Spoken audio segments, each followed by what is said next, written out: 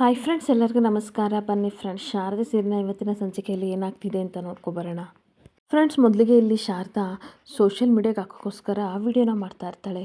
ಹಾಗೆ ಆರತಿ ವಿಡಿಯೋ ಮಾಡ್ತಿರ್ಬೇಕಾದ್ರೆ ಶಾರದಾ ಕಣ್ಣೀರು ಹಾಕೊಂಡು ಹೇಳ್ತಾ ಇರ್ತಾಳೆ, ಅಮ್ಮ ಈ ವಿಡಿಯೋನ ನಿಮಗೋಸ್ಕರ ಮಾಡ್ತಾ ಇದ್ದೀನಿ, ನಿಮಗೋಸ್ಕರ ನಾನು ಹಂಬಲಿಸ್ತಾ ಇರ್ತೀನಿ, ಒಂದಲ್ಲ ಒಂದು ದಿನ ಈ ವಿಡಿಯೋನ ನೋಡ್ತೀರಾ ಅಂತ ಅಂದ್ಕೊಂಡಿದ್ದೀನಿ. ಹಾಗೆ ನೋಡಿದ ತಕ್ಷಣ ಪ್ಲೀಸ್ ನನಗೋಸ್ಕರ ಎಲ್ಲೇ ಇದ್ದರೂ ಬಾರಮ್ಮ ಅಂತ ಕೈ ಮುಗಿದು ಕಣ್ಣೀರು ಹಾಕ್ತಾ ಇರಬೇಕಾದ್ರೆ ಆರತಿ ಹೇಳ್ತಾ ಇರ್ತಾಳೆ, ಇದನ್ನು ಸೋಷಿಯಲ್ ಮೀಡಿಯಾಗೆ ಅಪ್ಲೋಡ್ ಮಾಡ್ತೀನಿ, ಫುಲ್ ಡೀಟೇಲ್ಸ್ ಹಾಕಿದ್ದೀನಿ ಅಂತ ಅಂದಾಗ, ನಂದು ಮತ್ತು ಶಾರದವ್ರಿಬ್ರದ್ದು ಫೋನ್ ನಂಬರ್ ಹಾಕು ಅಂತ ಅಂದಾಗ, ಖಂಡಿತ ಹಾಕ್ತೀನಿ ಅಣ್ಣ, ಎಲ್ಲ ಸ್ಟೇಟಸ್ಸಿಗೆ ಹಾಕೋಣ, ಹಾಗೆ ಹೆಚ್ಚು ಹೆಚ್ಚು ಶೇರ್ ಮಾಡೋಣ, ಖಂಡಿತ ಅತ್ತಿಗೆರಮ್ಮ ಅಪ್ಪ ಅಮ್ಮ ಇಬ್ಬರು ಸಿಕ್ಕಿ ಖಂಡಿತ ಅವರು ಬಂದೇ ಬರ್ತಾರೆ ಅಂತ ಸೋಷಿಯಲ್ ಮೀಡಿಯಾಗೆ ಈ ಕಡೆ ಆರತಿ ಅಪ್ಲೋಡ್ ಮಾಡ್ತಾ ಇರ್ತಾಳೆ. ಹಾಗೆ ಇನ್ನೊಂದು ಕಡೆ ಪಾಲಾಕ್ಷ ಟೀ ಕುಡಿಯೋಕ್ಕೆ ಅಂತ ಅಂಗಡಿ ಬರ್ತಿರ್ಬೇಕಾದ್ರೆ ಈ ಪೋಸ್ಟರ್ನ ನೋಡ್ತಾನೆ. ಎಲ್ಲ ಕಡೆ ಶಾರದಾ ಅಮ್ಮನಿಗಾಗಿ ಹುಡುಕಾಟ ಅನ್ನೋ ಪೋಸ್ಟರ್ನ ಹಾಕಿರ್ತಾಳೆ. ಅದನ್ನು ನೋಡಿ ಸಿಕ್ಕಾಬಟ್ಟೆ ಫೀಲ್ ಮಾಡ್ಕೊತಾ ಇರ್ತಾನೆ. ಪಾಪ ಶಾರದಾ ಅಮ್ಮ ಸಿಗ್ತಾಳೆ ಅಂತ ಈ ರೀತಿ ಎಲ್ಲ ಮಾಡಿದಾಳೆ, ಆದರೆ ಅವಳಮ್ಮನಿಗೆ ಮಗು ಕಳೆದೋಗಿರೋ ವಿಷಯನೇ ಗೊತ್ತಿಲ್ಲ. ನಾವು ಮಾಡಿರೋ ಒಂದು ತಪ್ಪಿನಿಂದ ಎಷ್ಟು ಜನ ಕಣ್ಣೀರು ಹಾಕ್ತಿದ್ದಾರೆ, ಅಯ್ಯೋ ದೇವ್ರೆ, ಅದ್ರ ಜೊತೆಗೆ ನಾವು ಸಹ ಪಶ್ಚಾತ್ತಾಪದಲ್ಲಿ ಬೇಯ್ತಾ ಇದ್ದೀವಿ, ಏನಪ್ಪ ಮಾಡೋದು ಅಂತ ಯೋಚನೆ ಮಾಡ್ತಾ ಇರ್ತಾನೆ. ಹಾಗೆ ಮತ್ತೆ ಆರತಿ, ಅಣ್ಣ ಅದಕ್ಕೆ ಬನ್ನಿಲ್ಲಿ, ನಿಮಗೇನಾದರೂ ಫೋನ್ ಬಂತಾ ಅಂತ ಅಂದಾಗ, ಇಲ್ಲ ನನಗೂ ಬಂದಿಲ್ಲ ಅಂತ ಇಬ್ಬರು ಹೇಳ್ತಿರ್ಬೇಕಾದ್ರೆ, ಅಲ್ಲ ಅಣ್ಣ, ಈ ವಿಡಿಯೋ ಎಷ್ಟು ವೈರಲ್ ಆಗಿದೆ ಗೊತ್ತಾ, ಲಕ್ಷಾಂತರ ಜನಗೆ ಇದು ತಲುಪಿದೆ, ಆದರೆ ಇವ್ರ ಅಪ್ಪ ಅಮ್ಮನಿಗೆ ತಲುಪಲಿಲ್ವಾ ಅಂತ ಅಂದಾಗ, ಯಾರಿಗೆ ಗೊತ್ತು ಆರತಿ, ಅವರು ಯಾವ ಪರಿಸ್ಥಿತಿಯಲ್ಲಿದ್ದರೂ ಅವ್ರಿಗೆ ಗೊತ್ತು. ಯಾಕೆಂತಂದರೆ ಇವ್ರ ಅಪ್ಪ ಅಮ್ಮನಿಗೆ ಈ ವಿಡಿಯೋ ಎಲ್ಲ ನೋಡೋಕ್ಕೆ ಬರುತ್ತೋ ಅಥವಾ ಸೋಷಿಯಲ್ ಮೀಡಿಯಾ ಅಂದರೆ ಏನು ಅಂತ ಗೊತ್ತೋ ಇಲ್ವೋ, ಒಂದು ಗೊತ್ತಿಲ್ಲ, ಅವ್ರ ಪರಿಸ್ಥಿತಿ ಯಾವ ರೀತಿ ಇದೆ ಅಂತಲೂ ಗೊತ್ತಿಲ್ವಲ್ಲ, ಏನು ಮಾಡೋದು ಅಂತ ಹೇಳ್ತಾ ಇರ್ತಾನೆ. ಹಾಗೆ ಬೇರೆ ದಾರಿಯಲ್ಲಿ ನಾವು ಹೋಗಬೇಕು, ಬೇರೆ ಪ್ರಯತ್ನ ಮಾಡಬೇಕು ಅಂತ ಸಿದ್ದು ಹೇಳ್ತಿರ್ಬೇಕಾದ್ರೆ ಶಾರದನೂ ಸಹ ಕಣ್ಣೀರು ಹಾಕ್ಕೊಂಡು, ಹೌದು ಆರತಿ, ನಾವು ಬೇರೆ ಏನಾದರೂ ವ್ಯವಸ್ಥೆ ಮಾಡೋಣ, ಬೇರೆ ದಾರಿಲಿ ಹೋಗೋಣ, ಯಾವ ದಾರಿ ಇದೆ ನನಗಂತೂ ಗೊತ್ತಿಲ್ಲ, ಎಲ್ಲ ಮುಚ್ಚೋಗಿದೆ, ನನಗಂತೂ ಸಾಕಾಗಿದೆ ಅಂತ ಪಾಪ ಕಣ್ಣೀರು ಹಾಕ್ತಾ ಇರ್ತಾಳೆ. ಹಾಗೆ ಇನ್ನೊಂದು ಕಡೆ ಪಾಲಾಕ್ಷ ಜ್ಯೋತಿಕನ ಮೀಟ್ ಮಾಡಬೇಕಂತ ಕಾಲ್ ಮಾಡಿರ್ತಾನೆ. ಜ್ಯೋತಿಕನು ಬರ್ತಾಳೆ, ಆದರೆ ಸಿಕ್ಕಾಬಟ್ಟೆ ಕೋಪ ಮಾಡಿಕೊಂಡು ಗುರಾಯಿಸ್ಕೊಂಡು ಪಾಲಾಕ್ಷನ ಹತ್ರ ಬಂದುಬಿಟ್ಟು, ನಿಮಗೇನು ತಲೆಗಿಲೆ ಸರಿ ಇಲ್ವಾ, ಪದೇ ಪದೇ ನನ್ನ ಮೀಟ್ ಮಾಡಬೇಡಿ ಅಂತ ಎಷ್ಟು ಸಲ ಹೇಳೋದು, ಆದರೆ ಏನಕ್ಕೆ ಕಾಲ್ ಮಾಡಿದ್ರಿ ಅಂತ ಅಂದಾಗ, ಮಾತಾಡಬೇಕಿತ್ತು ಕಣಮ್ಮ, ಅದಕ್ಕೆ ಕರೆದೆ ಅಂತ ಅಂದಾಗ, ಏನು ಮಾತಾಡಬೇಕು ನನ್ನ ಹತ್ರ, ನಾನು ಎಷ್ಟು ಸಲ ಹೇಳಿದ್ದೀನಿ ಬರಲ್ಲ ಅಂತ, ಒಂದು ವೇಳೆ ತಾತ ನನ್ನನ್ನು ನಿಮ್ಮನ್ನು ಜೊತೆಲಿ ನೋಡಿದರೆ ಏನಾಗುತ್ತೆ, ಎಂಥ ದೊಡ್ಡ ಪರಿಣಾಮ ಬೀರುತ್ತೆ ಅಂತ ನಿಮಗೇನಾದರೂ ಗೊತ್ತಾ ಅಂತ ಬರ್ತಾ ಇರ್ತಾಳೆ. ಹಾಗೆ ನನ್ನ ಬಗ್ಗೆ ನಿಮಗೆಲ್ಲ ಯೋಚನೆ ಇದೆ ಬಿಡಿ ಅಂತ ಅಂದಾಗ ಪಾಲಾಕ್ಷ, ಏನಮ್ಮ ಜೊತೆಗ ಈ ಥರ ಅಂದ್ಬಿಟ್ಟೆ ಅಲ್ಲ, ನೀನು ಹೇಳ್ತಾ ಇರೋದು ಕರೆಕ್ಟ್ ಆಗಿದೆ, ನೀನು ಹುಟ್ಟಿದಾಗಲೇ ನಾನು ಸರಿಯಾದ ಡಿಸಿಷನ್ನ ತೊಗೊಂಡಿದ್ರೆ ಇವತ್ತು ಈ ಥರ ದೊಡ್ಡ ಪಶ್ಚಾತ್ತಾಪದಲ್ಲಿ ನಾನು ಬೇಯೋ ಅವಶ್ಯಕತೆನೇ ಇರ್ತಿರ್ಲಿಲ್ಲ ಅಂತ ಹೇಳ್ತಾ ಇರ್ತಾರೆ. ಹಾಗೆ ನಾನು ಜೀವನದಲ್ಲಿ ತುಂಬ ಕಷ್ಟಪಟ್ಟಿದ್ದೀನಿ, ಆದರೆ ನಾನು ಪಡೋ ಕಷ್ಟನ ನೀನು ಪಡಬಾರ್ದು ಅಂತ ನಿನಗೋಸ್ಕರ ಏನೇನೋ ಮಾಡಿದೆ, ಆದರೆ ನೀನು ಈ ಥರ ಕ್ವಶನ್ ಕೇಳಲೇಬೇಕು ಬಿಡಮ್ಮ ಅಂತ ಅಂದಾಗ, ಎಕ್ಸ್ಕ್ಯೂಸ್ ಮೀ, ನೀವು ಈ ಥರ ಮಾಡಿ ಅಂತ ನಾನೇನಾದರೂ ನಿಮ್ಮ ಹತ್ರ ಕೇಳಿದ್ನಾ ಅಂತ ಅಂದಾಗ ಪಾಲಾಕ್ಷನಿಗೆ ಸಿಕ್ಕಾಬಟ್ಟೆ ಶಾಕ್ ಆಗ್ತಾ ಇರುತ್ತೆ. ಹಾಗೆ ನೀವೊಬ್ಬರು ತಂದೆನ, ನಿಮ್ಮನ್ನ ತಂದೆ ಅಂತ ಹೇಳ್ಕೊಳಕ್ಕೆ ನನಗೆ ಸಿಕ್ಕಾಪಟ್ಟೆ ನಾಚಿಕೆ ಆಗ್ತಿದೆ ಅಂತ ಬೈತಾ ಇರಬೇಕಾದ್ರೆ, ನೋಡು ಜ್ಯೋತಿಕಾ, ನನ್ನನ್ನು ಏನು ಬೇಕಾದರೂ ಬೈ, ಆದರೆ ತಲೆ ಕೆಡಿಸ್ಕೊಳ್ಳಲ್ಲ, ಆದರೆ ನಾವು ಮಾಡಿರೋ ಪಾಪ ನನ್ನನ್ನು ಕಾಡ್ತಾ ಇದೆ, ಸುಖದ ಸುಪ್ಪತ್ತಿಗೆಯಲ್ಲಿ ಬೀಳಬೇಕಾಗಿರೋ ಶಾರದಾ ನಮ್ಮಿಂದ ಸಿಕ್ಕಾಪಟ್ಟೆ ಕಷ್ಟ ಅನುಭವಿಸ್ತಾ ಇದ್ದಾಳೆ, ಹಾಗೆ ನೀನು ಬಡತನದಲ್ಲಿರಬೇಕಾದವಳು ಸುಖದ ಸುಪ್ಪತ್ತಿಗೆಯಲ್ಲೇ ಮರಿತಾ ಇದೆಯಾ, ದಯವಿಟ್ಟು ಮನುಷ್ಯ ಅಂದಮೇಲೆ ತಪ್ಪನ್ನ ಮಾಡೇ ಮಾಡ್ತಾರಮ್ಮ, ಆದರೆ ನಾವು ಮಾಡ್ತಿರೋದು ತಪ್ಪು ಅಂತ ಗೊತ್ತಾದಾಗ ಅದನ್ನು ತಿದ್ಕೊಳ್ಳೋಕ್ಕೆ ಪ್ರಯತ್ನ ಮಾಡಲೇಬೇಕು, ಆ ಪಶ್ಚಾತ್ತಾಪ ನನ್ನನ್ನು ಕಾಡ್ತಾ ಇದೆ, ದಯವಿಟ್ಟು ಶಾರದಾ ಹತ್ರ ಹೋಗಿ ನೀನೇ ಸುಮಿತ್ರನ ಮಗಳು ಅಂತ ಸತ್ಯ ಹೇಳ್ಬಿಡಮ್ಮ ಅಂತ ಕೈ ಮುಗಿದು ರಿಕ್ವೆಸ್ಟ್ ಮಾಡ್ಕೋತಿದ್ರೆ ಇವಳಿಗಂತೂ ಸಿಕ್ಕಾಬಟ್ಟೆ ಕೋಪ ಬರ್ತಾ ಇರುತ್ತೆ. ಹೀಗೆ ಏನು ಹೇಳ್ತಿದ್ರಲ್ಲ ಅಂತ ಅಂದಾಗ, ಹೌದಮ್ಮ ನಾನು ನಿಜನೇ ಹೇಳ್ತಿದ್ದೀನಿ, ದಯವಿಟ್ಟು ಸತ್ಯನ ಒಪ್ಕೊ ಅಂತ ರಿಕ್ವೆಸ್ಟ್ ಮಾಡ್ತಾ ಇರ್ತಾನೆ. ಹಾಗೆ ಇನ್ನೊಂದು ಕಡೆ ಶಾರದಾ ಸಿಕ್ಕಾಬಟ್ಟೆ ಕಣ್ಣೀರು ಹಾಕ್ಕೊಂಡು ಪಾಂಪ್ಲೆಟ್ನ ನೋಡ್ತಿರ್ಬೇಕಾದ್ರೆ ಸಿದ್ದು ಬರ್ತಾನೆ.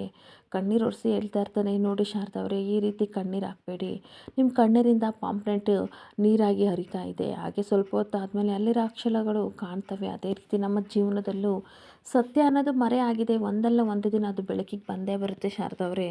ಹಾಗೆ ನಾವು ಇಷ್ಟೆಲ್ಲ ಕಷ್ಟಪಡ್ತಾ ಇದ್ದೀವಿ, ನಾವು ಪಟ್ಟಿರೋ ಕಷ್ಟಕ್ಕೆ ಆ ದೇವರು ಪ್ರತಿಫಲ ಕೊಟ್ಟೇ ಕೊಡ್ತಾನೆ, ಒಂದಲ್ಲ ಒಂದು ದಿನ ನಿಮಗೆ ನ್ಯಾಯ ಸಿಗುತ್ತೆ, ನಿಮ್ಮ ತಾಯಿ ಸಿಗ್ತಾರೆ, ದಯವಿಟ್ಟು ಸಮಾಧಾನ ಮಾಡ್ಕೊಳ್ಳಿ ಅಂತ ಹೇಳಬೇಕಾದ್ರೆ ವಿಮಲಾ, ಅನಸೂಯ, ಆರತಿ ಎಲ್ಲರೂ ಸಹ ಬಂದು, ಹೌದಮ್ಮ ಸಮಾಧಾನ ಮಾಡ್ಕೋ, ಇಷ್ಟೆಲ್ಲ ಕಷ್ಟಪಡ್ತಿದೀಯಾ, ತಾಯಿಗೋಸ್ಕರ ಹಂಬಲಿಸ್ತಿದೀಯಾ, ತಾಯಿ ಕರುಳು ಸಹ ನಿನಗೋಸ್ಕರ ಹಂಬಲಿಸ್ತಿದೆ, ಖಂಡಿತ ನೀವು ತಾಯಿ ನೀನು ನೋಡಿಕೊಂಡು ಬಂದೇ ಬರ್ತಾರೆ, ನೋಡ್ತಾ ಇರೋ ಬೇಕಾದ್ರೆ ಅಂತ ವಿಮಲ ಸಮಾಧಾನ ಮಾಡ್ತಾ ಇರ್ತಾಳೆ. ಹಾಗೆ ಇನ್ನೊಂದು ಕಡೆ ಪಾಲಾಕ್ಷ, ಇವಾಗಲೇ ನಿನ್ನ ತಪ್ಪನ್ನು ಒಪ್ಕೊಂಡ್ರೆ ಎಲ್ಲರಿಗೂ ಒಳ್ಳೆಯದಾಗುತ್ತೆ, ಹಾಗೆ ನಿನಗೆ ಕ್ಷಮೆನೂ ಸಿಗುತ್ತಮ್ಮ ಅಂತ ಅಂದಾಗ, ಅದು ಈ ಜನ್ಮದಲ್ಲಿ ಸಾಧ್ಯ ಇಲ್ಲ, ನನಗೆ ಶ್ರೀಮಂತಿಗೆ ಹುಚ್ಚಿಗೆ ಹಿಡಿಸಿದ್ದು ನೀನು, ಹಾಗೆ ಐಷಾರಾಮಿ ಜೀವನನ ಕೊಟ್ಟಿದ್ದು ನೀನು ಅಂತ ಅಂದಾಗ ಇವನಿಗಂತೂ ಸಿಕ್ಕಾಬಟ್ಟೆ ಶಾಕ್ ಮೇಲೆ ಶಾಕ್ ಆಗ್ತಾ ಇರುತ್ತೆ. ಹೀಗೆ ಹುಟ್ಟಾಗಿಂದ ಶ್ರೀಮಂತಿಗೆ ಜೀವನ ನಡೆಸ್ತೋಳು ನಾನು. ಅವರೆಲ್ಲ ನನ್ನವರು ಅಂತ ಅಂದ್ಕೊಂಡು ಜೀವನ ಮಾಡ್ತಿದ್ದೀನಿ. ಅಂಥದ್ರಲ್ಲಿ ಇವಾಗ ನಾನು ಸತ್ಯ ಯಾವುದೇ ಕಾರಣಕ್ಕೆ ಹೇಳಲ್ಲ ಅಂತ ಅಂದಾಗ, ಹೌದಮ್ಮ ನೀನು ಹೇಳ್ತಾ ಇರೋದು ನಿಜ, ಅದನ್ನೆಲ್ಲ ನಾನು ಒಪ್ಕೋತೀನಿ. ಯಾಕೆ ಅಂತಂದರೆ ಆವತ್ತು ನನಗೆ ಕೆಟ್ಟ ಬುದ್ಧಿ ಕಾಡ್ತಾ ಇತ್ತು. ನಾನೇನು ಕೆಟ್ಟದ್ದು ಮಾಡೋಕ್ಕೆ ಹೋದೆ ಅದಕ್ಕೆಲ್ಲ ಅಮ್ಮ ಸಾಥ್ ಕೊಡ್ತಾಯಿದ್ರು. ಅವತ್ತೇ ನನಗೆ ತಿದ್ದಿ ಬುದ್ಧಿ ಹೇಳಿದರೆ ಇವತ್ತು ಪಶ್ಚಾತ್ತಾಪ ಪಡೋ ಅವಶ್ಯಕತೆ ನನಗಿರ್ತಿರ್ಲಿಲ್ಲ. ಅವತ್ತು ನಾನು ದೊಡ್ಡ ತಪ್ಪು ಮಾಡಿದೆ. ನಾನು ಹೋಗೋ ದಾರಿಲೇ ನೀನು ದಯವಿಟ್ಟು ಬರಬೇಡಮ್ಮ. ಒಬ್ಬ ತಂದೆಯಾಗಿ ತನ್ನ ಮಗಳನ್ನ ಸರಿ ಮಾಡಲಿಲ್ಲ ಅಂದರೆ ಆ ಪಶ್ಚಾತ್ತಾಪ ಇನ್ನೂ ಕಾಡುತ್ತಮ್ಮ ಅಂತ ಸಿಕ್ಕಾಪಟ್ಟೆ ರಿಕ್ವೆಸ್ಟ್ ಮಾಡ್ಕೋತಾ ಇರ್ತೀನಿ. ಮನೆಯವರೆಲ್ಲ ತುಂಬ ಒಳ್ಳೆಯರಮ್ಮ, ಯಾರಿಗೆ ಗೊತ್ತು, ನಿಂದೇನಿದ್ರೆ ತಪ್ಪಿಲ್ಲ ಅಂತ ಗೊತ್ತಾದ್ಮೇಲೆ ಖಂಡಿತ ಅವ್ರು ನಿನ್ನನ್ನು ಕ್ಷಮಿಸ್ಬೋದು. ಹಾಗೆ ನೀನು ಶಾರದಾ ಅಕ್ಕ ತಂಗಿ ಒಟ್ಟಿಯಾಗಿ ಜೀವನ ಮಾಡ್ಬೋದಲ್ವಾ, ಒಟ್ಟಿಗೆ ಇರ್ಬೋದಲ್ವಾ ಅಂತ ಅಂದಾಗ, ನೋ ನೋ ಇಂಪಾಸಿಬಲ್, ನನ್ನ ಸ್ಥಾನನ ಯಾರಿಗೂ ಸಹ ಈ ಜನ್ಮದಲ್ಲಿ ನಾನು ಬಿಟ್ಕೊಡಲ್ಲ. ಮನೆಗೆ ನಾನೊಬ್ಬಳೇ ಮಗಳು, ಯಾರ ಹತ್ರೂ ಅಷ್ಟೇ, ಕರೆದ್ರೂ ಅಷ್ಟೇ, ಏನು ಮಾಡಿಕೊಂಡ್ರೂ ಅಷ್ಟೇ, ನಾನಂತೂ ನನ್ನ ಡಿಸಿಷನ್ನ ಚೇಂಜ್ ಮಾಡ್ಕೊಳ್ಳಲ್ಲ ಅಂತ ಜ್ಯೋತಿಕಾ ಆಟ ಮಾಡ್ತಾ ಇರ್ತಾಳೆ. ಹಾಗೆ ನೋಡು ಜ್ಯೋತಿಕಾ, ನೀನು ತುಂಬ ಅಂದರೆ ತುಂಬ ದೊಡ್ಡ ತಪ್ಪು ಮಾಡ್ತಿದ್ದೀಯಾ ಅಂತ ಅಂದಾಗ, ನಾನು ಯಾವ ತಪ್ಪು ಮಾಡ್ತಾ ಇಲ್ಲ, ಮೊದಲಿನ ಥರ ಹೇಗಿದ್ದೆ ಈಗಲೂ ಹಾಗೆ ಇದ್ದೀನಿ ಅಂತ ಅಂದಾಗ, ಇದೇ ನಿನ್ನ ಫೈನಲ್ ಡಿಸಿಷನ್ ಅಂತ ಪಾಲಾಕ್ಷ ಕೇಳ್ತಾ ಇರ್ತಾನೆ. ಮೊದಲು ಹೇಳಿದ್ದು ಇದೇ ಮಾತು, ಇವಾಗ ಹೇಳ್ತಾ ಇರೋದು ಇದೇ ಮಾತು, ಮುಂದೆ ಹೇಳೋದು ಇದೇ ಮಾತು ಅಂತ ವಾರ್ನ್ ಮಾಡ್ತಾ ಇರ್ತಾಳೆ. ಹಾಗೆ ಹೌದಾ ಸರಿ, ನಿನ್ನಾಟ ನಿನಗಾದರೆ ನಂದು ಒಂದು ಫೈನಲ್ ಡಿಸಿಷನ್ ಇದೆ ಕೇಳ್ಕೊ. ಇವತ್ತು ಸಂಜೆವರೆಗೆ ನಿನಗೆ ಟೈಮ್ ಕೊಡ್ತೀನಿ. ಅಷ್ಟರೊಳಗೆ ಹೋಗಿ ಶಾರದಾ ಹತ್ರ ಎಲ್ಲ ಸತ್ಯನ ಹೇಳ್ಬಿಡಬೇಕು, ದಯವಿಟ್ಟು ಅರ್ಥ ಮಾಡ್ಕೊ ಅಂತ ಅಂದಾಗ, ಇಲ್ಲ ನಾನು ಹೇಳೋಕ್ಕಾಗಲ್ಲ, ಯಾವುದೇ ಜನ್ಮದಲ್ಲೂ ಹೇಳಲ್ಲ ಅಂತ ಅನ್ಬೇಕಾದ್ರೆ, ನೀನು ಹೇಳಿಲ್ಲ ಅಂದರೆ ಆ ಕೆಲಸನ ನಾನು ಮಾಡ್ತೀನಿ, ಎಲ್ಲ ಸತ್ಯನೂ ನಾನೇ ಹೋಗಿ ಹೇಳ್ತೀನಿ ಅಂದಾಗ ಇವಳಿಗಂತೂ ಸಿಕ್ಕಾಪಟ್ಟೆ ಶಾಕ್ ಆಗ್ತಾ ಇರುತ್ತೆ. ಹಾಗೆ ಏನು ಹುಚ್ಚಿಡ್ದಿದೆ ನಿಮಗೆ, ನನಗೆ ತುಂಬ ಚೆನ್ನಾಗಿ ಗೊತ್ತು. ನೀವೇನಾದರೂ ಈ ಸತ್ಯ ಎಲ್ಲ ಶಾರದಾನಿಗೆ ಹೇಳೋಕ್ಕೆ ಹೋದರೆ ಈ ಮಗಳು ಜೀವಂತವಾಗಿ ಇರಲ್ಲ, ಮೈಂಡ್ ಇಟ್ ಅಂತ ಹೇಳಿ ತುಂಬ ಕೋಪ ಮಾಡಿಕೊಂಡು ಹೊರಟೋಗ್ತಾ ಇದ್ದರೆ ಇವನಿಗಂತೂ ಸಿಕ್ಕಾಪಟ್ಟೆ ಟೆನ್ಷನ್ ಆಗ್ತಾ ಇರುತ್ತೆ. ಹಾಗೆ ಕಾರ್ ಹತ್ತಕ್ಕೆ ಅಂತ ಜೊತೆಗೆ ಹೋಗ್ತಾ ಇರಬೇಕಾದ್ರೆ ಮತ್ತೆ ಯೋಚನೆ ಮಾಡ್ತಾ ಇರ್ತಾಳೆ, ಇವನ ಮೇಲೆ ಒಂದು ನಾನು ಕಣ್ಣಿಟ್ಟಿರಬೇಕು. ಯಾಕೆ ಅಂತಂದರೆ ಇವನು ಸತ್ಯ ಹೇಳಿದ್ರಲ್ಲಿ ಆಶ್ಚರ್ಯ ಇಲ್ಲ. ಯಾವಾಗಲೂ ಪಾಪ ಶಾರದಾ ಪಾಪಕ್ಕೆ ಪ್ರಜ್ಞೆ, ಅವಳಿಗೆ ಕೆಟ್ಟದಾಗಿದೆ ಹಾಗೆ ಹೀಗೆ ಅಂತ ಯೋಚನೆ ಮಾಡ್ತಾ ಇರ್ತಾನೆ. ಒಂದು ವೇಳೆ ಸತ್ಯ ಹೇಳಿದ್ರು ಹೇಳ್ಬೋದು, ಹೇಗಾದರೂ ಮಾಡಿ ಇವನ ಮೇಲೆ ಒಂದು ಕಣ್ಣಿಡಬೇಕು ಅಂತ ಯೋಚನೆ ಮಾಡಿಕೊಂಡು ಸ್ಪೀಡಾಗಿ ಕಾರ್ ಡ್ರೈವ್ ಮಾಡಿಕೊಂಡು ಹೋಗ್ತಾ ಇರ್ತಾಳೆ. ಹಾಗೆ ಇನ್ನೊಂದು ಕಡೆ ಪಾರಿಜಾತ ಸೋಷಿಯಲ್ ಮೀಡಿಯಾದಲ್ಲಿ ಶಾರದಾ ಮಾಡಿರೋ ವೈರಲ್ ವಿಡಿಯೋನ ನೋಡಿಬಿಟ್ಟು ಸಿಕ್ಕಾಪಟ್ಟೆ ಟೆನ್ಷನ್ ಮಾಡಿಕೊಂಡು ರೂಮಿಗೆ ಬಂದು ಗೋಲ್ಡಿ ಗೋಲ್ಡಿ ಅಂತ ಕೂಗ್ತಾ ಇರ್ತಾಳೆ. ಎಲ್ಲೂ ಜ್ಯೋತಿಕಾ ಕಾಣದಲ್ಲಿ ಇರಬೇಕಾದ್ರೆ ಯಾವಾಗಲೂ ಬರೀ ಟೆನ್ಷನ್ನೇ ಕೊಡ್ತಾಳೆ. ಛೇ ಗೋಲ್ಡಿ ಎಲ್ಲಿದೆಯಾ ಅಂತ ಅನ್ಬೇಕಾದ್ರೆ ಅಷ್ಟೊತ್ತಿಗೆ ಕೋಪ ಮಾಡ್ಕೊಂಡು ಬರ್ತಾಳೆ.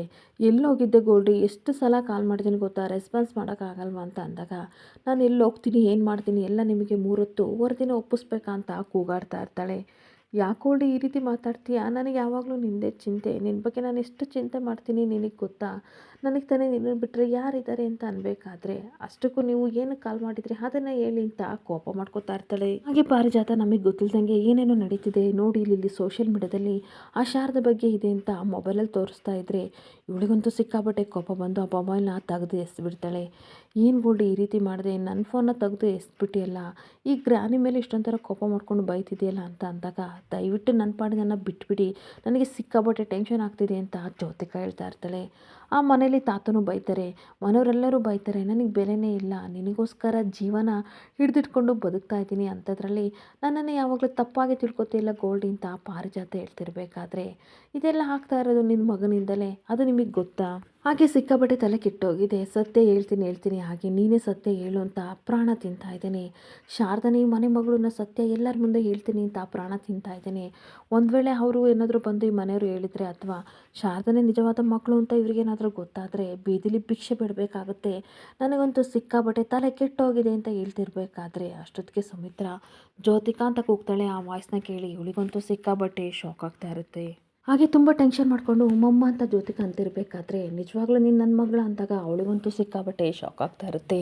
ಹಾಗೆ ಏನು ಸುಮಿತ್ರಾ ಈ ರೀತಿ ಮಾತಾಡ್ತಿದ್ಯಾ ಅಂತ ಪಾರಿಜಾತ ಅನ್ಬೇಕಾದ್ರೆ, ನಾನು ಕೇಳ್ತಾ ಇರೋದಕ್ಕೆ ಉತ್ತರ ಕೊಡಿ ಅತ್ತೆ, ನಿಜವಾಗ್ಲೂ ಇವಳು ನನ್ನ ಮಗಳ ನಿಮ್ಮ ಮೊಮ್ಮಗಳ ಅಂತ ಅಂದಾಗ ಇಬ್ಬರು ಶಾಕಾಗಿ ನೋಡ್ತಾ ಇರ್ತಾರೆ. ಜ್ಯೋತಿಕಾ, ಅಯ್ಯೋ ದೇವ್ರೆ, ಹಾಗಾದರೆ ನಮ್ಮ ಅಮ್ಮನಿಗೆ ಸತ್ಯ ಗೊತ್ತಾಯ್ತಾ, ನಾನು ಇವಾಗಲೇ ಆಚೆ ಹಾಕ್ತಾರ ಕತ್ತಿಡ್ದು ನೋ ನಾನು ಹೋಗಲ್ಲ ಅಂತ ಒಳೊಳಗೆ ಟೆನ್ಷನ್ ಮಾಡ್ಕೊತಿರ್ಬೇಕಾದ್ರೆ, ನೋಡು ಬಂಗಾರ, ಸರಿಯಾದ ಟೈಮಿಗೆ ಊಟ ಮಾಡಲಿಲ್ಲ ಅಂದರೆ ನಿನ್ನ ಹೆಲ್ತ್ ಹಾಳಾಗುತ್ತೆ, ಇದು ಸರಿನಾ ಅಂತ ಅಂದಾಗ ಅವಳಿಗೆ ಸ್ವಲ್ಪ ಟೆನ್ಷನ್ ಕಡಿಮೆ ಆಗ್ತಿದ್ರೆ ಪಾರಿಜಾತ, ಯಾರಾದರೂ ಊಟಕ್ಕೋಸ್ಕರ ಈ ರೀತಿ ಟೆನ್ಷನ್ ಕೊಡ್ತಾರೆ ಸುಮಿತ್ರಾ ಅಂತ ಕೇಳ್ತಾ ಇರ್ತಾಳೆ. ಹಾಗೆ ಅತ್ತೆ ಸುಮ್ಮನೆ ನಿಮಗೇನು ಗೊತ್ತಿಲ್ಲ ಅಂತ ಅಂದಾಗ, ಅಲ್ಲ ನೀನು ಊಟಕ್ಕೋಸ್ಕರ ನೀನು ನನ್ನ ಮಗಳೇ ಅಲ್ಲ ಅಂತ ಹೇಳ್ತಾರ ಅಂತ ಅಂದಾಗ, ಇವಳಿಗೆ ಇಲ್ದಿದ್ನೆಲ್ಲ ಹೇಳ್ಬೇಡಿ ಸುಮ್ಮನೆ ಇರಿ ಅಂದ್ಬಿಟ್ಟು, ಬಾ ಪುಟ ಊಟ ಮಾಡು, ನಾನು ಇನ್ನೊಂದು ಸಲ ನಿನ್ನನ್ನು ಕರಿಯೋಕ್ಕೆ ಬರಲ್ಲ, ತಂದು ಬಾಯಿಗೆ ತುರ್ಕ್ಬಿಡ್ತೀನಿ ಅಂತ ಅನ್ಬೇಕಾದ್ರೆ ಜ್ಯೋತಿಕಾ ಬೇಕು ಅಂತ ಡ್ರಾಮಾ ಮಾಡ್ಕೊಂಡು ಕಣ್ಣೀರು ಹಾಕ್ತಾ ಇರ್ತಾಳೆ. ಹಾಗೆ ಮತ್ತೆ ಸುಮಿತ್ರಾ, ಏನಾಯ್ತು ಬಂಗಾರ, ಏನಾಯ್ತು ನನ್ನ ಮುದ್ದು ಬಂಗಾರನಿಗೆ ಅಂತ ಅನ್ಬೇಕಾದ್ರೆ ಅಮ್ಮನ್ನ ಹಗ್ ಮಾಡಿಕೊಂಡು ಅಮ್ಮ ಪ್ಲೀಸ್ ನನ್ನ ಮೇಲೆ ಕೋಪ ಇದ್ದರೆ ಒಂದೇಟು ಹೊಡೆದ್ಬಿಡಿ ಅಥವಾ ಬೈದ್ಬಿಡಿ, ಆದರೆ ಯಾವತ್ತೂ ನೀನು ನನ್ನ ಮಗಳಲ್ಲ ಅಂತ ಅನ್ಬೇಡಿ ಅಮ್ಮ ಅಂತ ಅಂದಾಗ, ಸುಮ್ಮನೆ ತಮಾಷೆ ಮಾಡಿದೆ ಬಂಗಾರ, ಬೇಜಾರು ಮಾಡ್ಕೋಬೇಡ, ಯಾವತ್ತೂ ಈ ಅಮ್ಮ ಅನ್ನಲ್ಲ ಆಯಿತಾ, ನನ್ನ ಮುದ್ದು ಬಂಗಾರ ಅಂತ ಹಗ್ ಮಾಡ್ಕೋತಾ ಇರ್ತಾಳೆ. ಹಾಗೆ ಪಾರಿಜಾತ ಅಯ್ಯೋ ದೇವ್ರೆ ಬದುಕ್ತು ಬಡಜೀವ, ಎಲ್ಲಿ ಸತ್ಯ ಎಲ್ಲ ಕೇಳ್ಕೊಬಿಟ್ಲು ಅಂತ ಅಂದ್ಕೊಂಡೆ ಈ ಸುಮಿತ್ರಾ ಜೀವನೇ ಬಾಯಿ ಬಂದಂಗೆ ಮಾಡಿಬಿಟ್ಲು, ಸದ್ಯ ಏನೂ ಆಗಲಿಲ್ಲ ಅಂತ ಖುಷಿ ಪಡ್ತಾ ಇರ್ತಾಳೆ. ಇನ್ನೊಂದು ಕಡೆ ಕುಡ್ಕ ಮಂಜುನಾಥ ಶಾರದಾ ಮನೆಗೆ ಬರ್ತಾನೆ. ಎಲ್ಲರೂ ಕಣ್ಣೀರು ಹಾಕೊಂಡು ಕೂತಿರ್ಬೇಕಾದ್ರೆ ಶಾರದಮ್ಮ ಮೊದಲು ಕಣ್ಣೀರು ಒರೆಸ್ಕೊ, ನಿನಗೆ ಒಂದು ಗುಡ್ ನ್ಯೂಸ್ ಇದೆ ಅಂತ ಹೇಳ್ಬೇಕಾದ್ರೆ ಎಲ್ಲರಿಗೂ ಆಶ್ಚರ್ಯ ಆಗ್ತಾ ಇರುತ್ತೆ. ಹಾಗೆ ಮತ್ತೆ ಸಿದ್ದು ಹೇಳ್ತಾ ಇರ್ತಾರೆ, ಏನು ಗುಡ್ ನ್ಯೂಸ್ ಹೇಳಿ ಅಂತ ಅಂದಾಗ, ಇದನ್ನು ಯಾರಿಗೂ ಹೇಳಲ್ಲ ಶಾರದಮ್ಮನಿಗೆ ಮಾತ್ರ ಹೇಳ್ತೀನಿ ಅಂತ ಅಂದ್ಬಿಟ್ಟು ಶಾರದಮ್ಮ ಕಣ್ಣೊರೆಸ್ಕೊಳ್ಳಿ ಅಂತ ಅಂದಾಗ ಕಣ್ಣೊರೆಸ್ಕೊಂಡಾಯ್ತು, ಏನು ಹೇಳಿ ಅಂತ ಅಂದಾಗ, ಇಷ್ಟು ದಿನ ನೀವು ಹಂಬಲಿಸ್ತಿದ್ರಲ್ಲ ಅದು ಬಂದಾಯಿತು ಅಂತ ಅಂದಾಗ, ಏನು ನಿಮ್ಮ ಮಾತಿನ ಅರ್ಥ ಅಂತ ಅಂದಾಗ, ನಿಮ್ಮ ಅಮ್ಮನಿಗೋಸ್ಕರ ನೀವು ಹಂಬಲಿಸ್ತಿದ್ರಿ ಅದು ಬಂದಾಯಿತು ಅಂತ ಅಂದಾಗ ಇವರಿಗೆಲ್ಲ ಸಿಕ್ಕಾಬಟ್ಟೆ ಶಾಕ್ ಆಗ್ತಿರುತ್ತೆ, ಜೊತೆಗೆ ಸಿಕ್ಕಾಬಟ್ಟೆ ಖುಷಿನೂ ಆಗ್ತಾ ಇರುತ್ತೆ. ಹಾಗೆ ತುಂಬ ಆಶ್ಚರ್ಯದಿಂದ ಅಮ್ಮನ ಅಂತ ಅಂದಾಗ, ಹೌದು ನಿಮ್ಮಮ್ಮನೇ, ನೀವು ಪೋಸ್ಟರೆಲ್ಲ ಹಾಕಿದ್ರಲ್ಲ ಅದನ್ನೆಲ್ಲ ನಾನು ನೋಡ್ತಾ ಹೋಗ್ತಾ ಇದ್ದೆ, ಅಲ್ಲೊಬ್ರು ಗೊಳಗೊಳನೆ ಕಣ್ಣೀರನ್ನ ಸುರಿಸ್ತಾ ಇದ್ರು, ಯಾರಮ್ಮ ನೀನು ಯಾಕೆ ಅಳ್ತೀಯ ಅಂತ ಅಂದಾಗ, ಇವಳು ನನ್ನ ಮಗಳು ಅಂತ ಅಂದರು, ಅದಕ್ಕೋಸ್ಕರ ನಾನು ನಿಮ್ಮನೆ ಹತ್ರ ಕರ್ಕೊಬಂದೆ, ಹೋಗಮ್ಮ ಶಾರದಮ್ಮ ನಿಮ್ಮಮ್ಮನ ನೋಡು ಅಂತ ಅಂದಾಗ ಅವಳಿಗಂತೂ ಸಿಕ್ಕಾಬಟ್ಟೆ ಕಣ್ಣೀರು ಬರ್ತಾ ಇರುತ್ತೆ. ಹಾಗೆ ಹೊರಗಡೆ ಇದ್ದಾರೆ, ಹೋಗು ಹೋಗು ಅಂತ ಕುಡ್ಕ ಮಂಜುನಾಥ ಹೇಳ್ತಾ ಇದ್ರೆ ಸಿಕ್ಕಾಬಟ್ಟೆ ಖುಷಿಯಿಂದ ಶಾರದಾ ಅಮ್ಮನ ನೋಡೋಕ್ಕೆ ಹೋಗ್ತಾ ಇರ್ತಾಳೆ. ಇಲ್ಲಿಗೆ ಸಂಚಿಕೆ ಎಂಡ್ ಆಗ್ತಿದೆ. Thank you for the watching friends.